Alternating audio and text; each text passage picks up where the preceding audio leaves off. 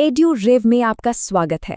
तो चलिए आज चलते हैं एक ऐसे महान संत और कवि की दुनिया में जिनकी बातें सदियों पुरानी होकर भी आज के दौर में एकदम फिट बैठती हैं।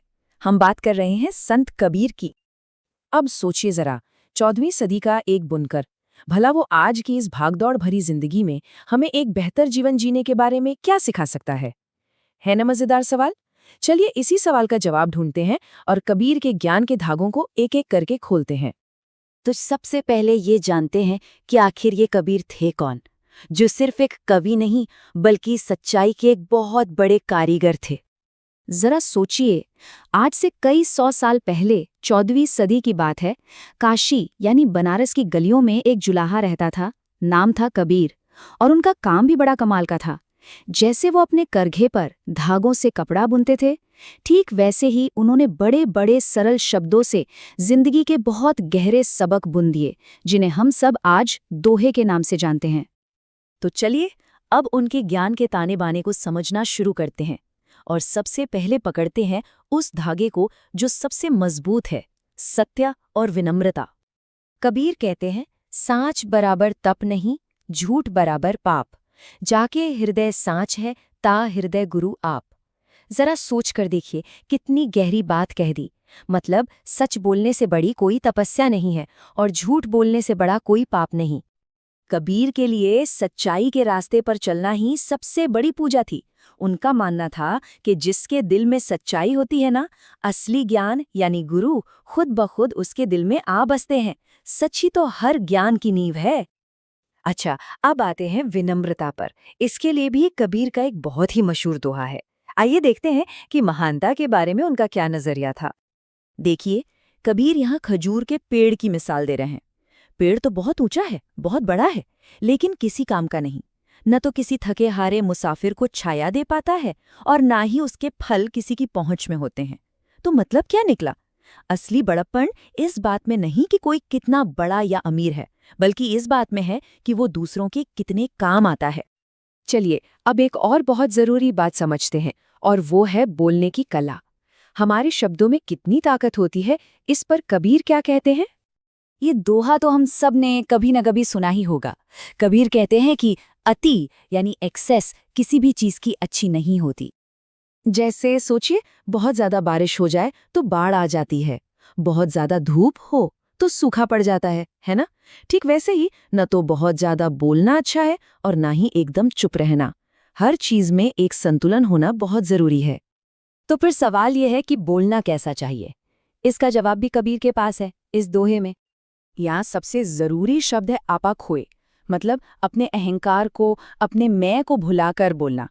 कबीर का कहना है कि जब हम ऐसे मीठे और विनम्र शब्द बोलते हैं तो वो सुनने वाले को तो अच्छा लगता ही है, हमारे खुद के मन को भी शांति मिलती है, ठंडक मिलती है।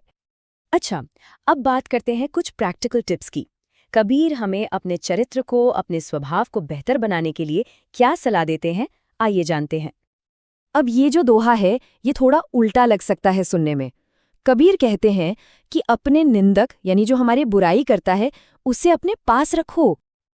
ये काम कैसे करता है? बहुत सिंपल है। कबीर तो यहाँ तक कहते हैं कि निंदक के लिए अपने आंगन में ही एक झोपड़ी बना दो। क्यों? क्योंकि वो इंसान हमें हमारी कमियां बताएगा, और जब हमें अपनी कमियां पता चलेंगी तभी तो हम उन्हें सुधारेंगे। मतलब बिना पानी और साबुन के ही हमारा स्वभाव एकदम साफ हो जाएगा। चरित्र को निखारने के लिए एक और बहुत ही शानदार मिसाल दी है कबीर ने। चलिए उसे भी समझते हैं। कबीर कहते हैं कि एक अच्छे इंसान को सूप की तरह होना चाहिए। जानते हैं ना सूप क्या करता है? वो अनाज जैसे काम की चीज को रख लेता है और भूसे जैसी बेकार चीज को उड़ा देता है। हमें भी ठीक यही करना है। जीवन में जो अच्छी बातें हैं, जो ज्ञान है, उसे अपनाना है, और जो बेकार की चीजें हैं उन्हें छोड़ देना है। और अब हम पहुंचते हैं उस शख्सियत पर जिसे कबीर ने जीवन में सबसे ऊंचा दर्जा दिया है, यानी कि गुरु। ये दोहा तो कबीर की शिक्षाओं का सार है एक तरह से। ये दिखाता है कि एक शिक्षक का, एक गुरु का जीवन में क्या महत्व होता है। इसका मतलब समझे?